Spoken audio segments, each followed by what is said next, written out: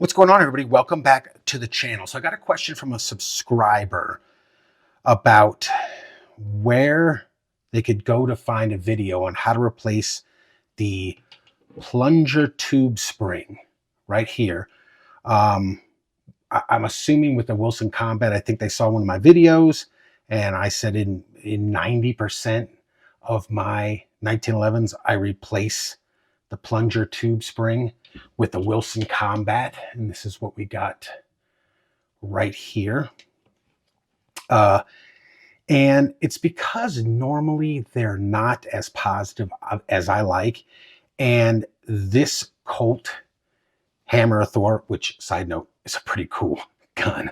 I just picked it up at the time of filming this video, and it suffers from the same problem that a lot of the 1911s have nowadays. It's just not, the thumb safety is not that great. So it's it's positive coming off,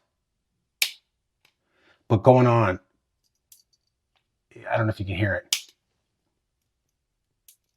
It's kind of just mushy. It's like meh. And then coming off is very positive.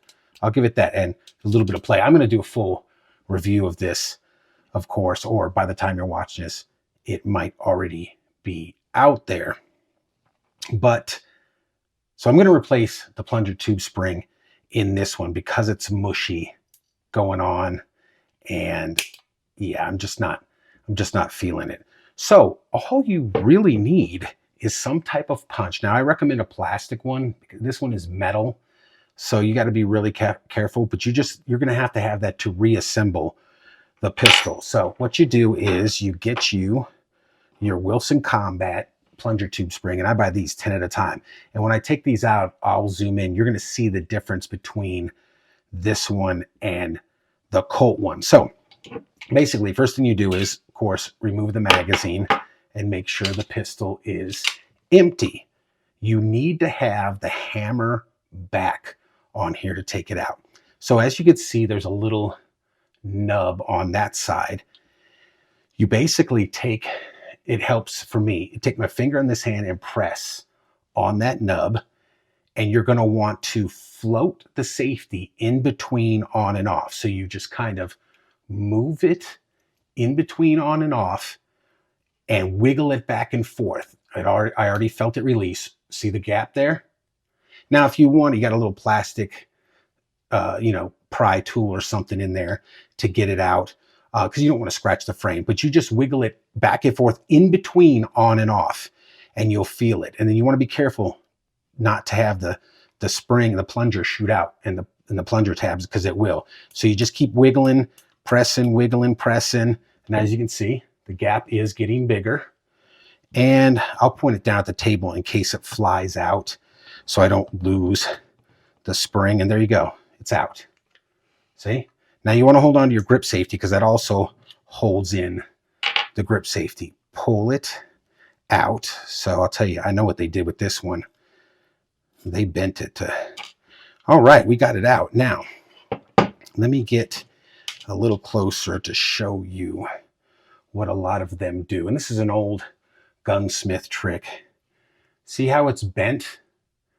That's not wrong. They do that on purpose. They'll bend it. They'll grab the spring and they'll twist it just a little bit to get that little, not bulge, but that little, spring to offset itself. You see that? That is to help it, so it prevents it from flying out. You can do that on the Wilson Combat one. I don't normally, but I'm going to show you. So again, the Wilson Combat doesn't have the kink in the spring. That's the word I was looking for. They put that little kink in that spring. All right, now look at the Wilson Combat compared to the Colt. Not only is it, here, let me put it in my hand, see if we can get that there. Not only is it longer, but it's wider, and the wire is thicker on this one. So basically, after you get this out, you just pinch the spring, pull this end off, and sometimes a little tight. As you can see, they have a little tab with the pointed end and the little notch in there to hold onto the spring. So you set that down, don't lose it. Pull the other end off, same fashion, grab the spring, and sometimes it's going to be a pain in the rear end. Ow, there you go. All right, spring is off. Now, we'll compare them again. This is why I use Wilson Combat springs. Whoops. This is why I use Wilson Combat springs. You see that? Not only are they longer, but they're bigger in diameter, and they use thicker wire, which is why they give a more positive safety. Now, these are they go back and forth. It doesn't matter. It doesn't matter what end you put as far as the spring goes. There's not a left and a right or wrong. And then you just replace these. There you go. Now you got the Wilson Combat. Now, this end with the smaller one and the little step on it right there, that goes this way towards the slide stop slide release. So we'll put this in. You want this in, you want the bigger one towards the back. Now it's going to stick out a lot more than what the Colt one did. We take our safety, we put it back in. Now it's resting on top of that. You see it right there. Now I'm going to try to do this on camera, but Lord, is this difficult. So again, you want it floating between on and off.